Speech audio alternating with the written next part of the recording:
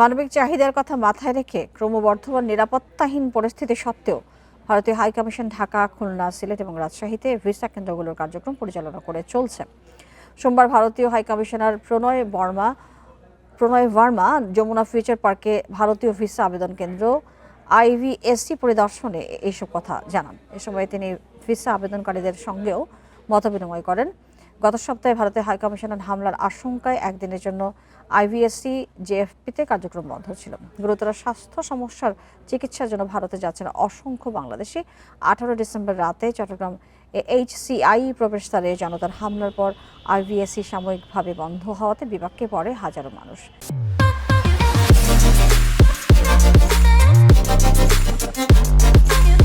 এ সময় পাথর ছোড়া এবং প্রবেশদ্বার ভাঙার হুমকি HC কর্মকর্তাদের জন্য গুরুতর নিরাপত্তাহীনতা সৃষ্টি করে। দালালদের কারণে ভিসা প্রাপ্তি যাতে ব্যাঘাত সৃষ্টি না করে বিষয়টি বাংলাদেশের সংশ্লিষ্ট কর্তৃপক্ষ খতিয়ে দেখার আহ্বান জানান হাইকমিশনার।